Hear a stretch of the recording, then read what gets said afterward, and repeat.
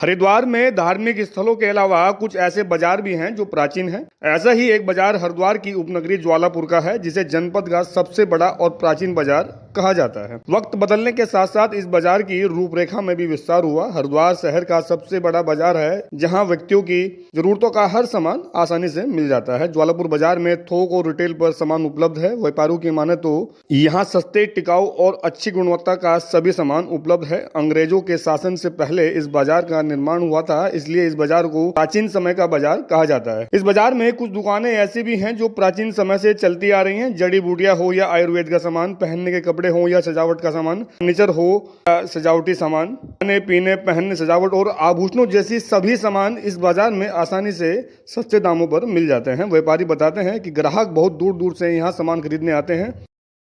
सुनिए क्या कहते हैं दुकानदार। मेरा कहना यह है, ज्वालापुर का जो हमारा सबसे बड़ा बाजार है वो हरिद्वार में सबसे बड़ी मार्केट कहलाती है।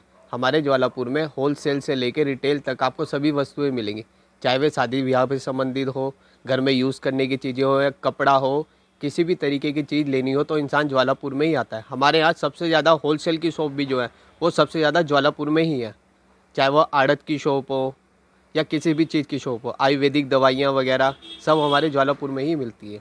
इस बाजार का निर्माण अंग्रेजों के शासन से भी पहले हुआ था। समय बदलने के साथ साथ इस बाजार का विस्तारीकरण होने से ये बाजार हरिद्वार शहर का सबसे बड़ा और प्राचीन बाजार है।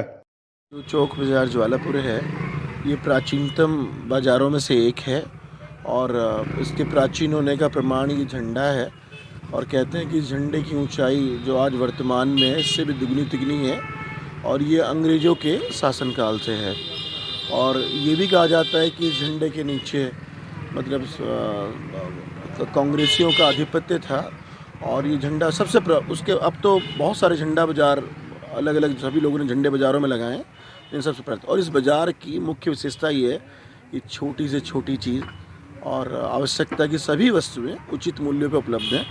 और हमारे बाज़ार के जो प्रतिष्ठान हैं ये कई कई पीढ़ी पुराने हैं, 3-3, 4-4, 5-5, 6-6 कई कई साल पुराने प्रतिष्ठान हैं। और पिताजी बताया करते थे कि इसी बाज़ार से फिर ब्रांचेस खूब सारी डेवलप्ड हुई हैं। कटेरा बाज़ार, आगे रेलवे बाज़ार, ये सब इसी बाज़ार से, क्योंकि ये भीड़ भाड़ का इलाका है तो कंजस्टेड रहता है, तो यहीं से फिर और ब्रांचेस डेवलप होकर और मार्केट डेवलप हुई है। इस बाजार में चौक बाजार, राफा बाजार, कटहरा बाजार, रेल चौकी बाजार, पीठ बाजार, पांवधोई बाजार, पुगाल बाजार, गांधी मार्केट समेत कई छोटे छोटे बाजार हैं, जिससे ये बाजार हरिद्वार का सबसे बड़ा बाजार बना हुआ है। ज्वालापुर बाजार में सभी सामान थोक और रिटेल पर आसानी से मिल जाता है।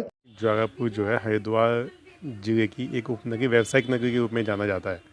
और प्राचीनतम की बात तो यह है कि यहाँ पे जो चाहे वो मिठाई से संबंधित हों, चाहे कपड़े से संबंधित हों, चाहे सराफे से संबंधित हों, जितने भी प्राचीन प्रतिष्ठान हैं सन 1800 से लेकर मैं बता सकता हूँ, शायद अपने इस कटहरा बाजार, सराफा बाजार ज्वालापुर में ही स्थित हैं, जो आज भी यहाँ की वो पहचान एज इट इज़ बनी हुई है, जिसके माध्यम से पूरे हरिद्वार ही नहीं, मैं समझता हूँ उत्तराखंड, उत्तर भारत में भी विश्वविख्यात है।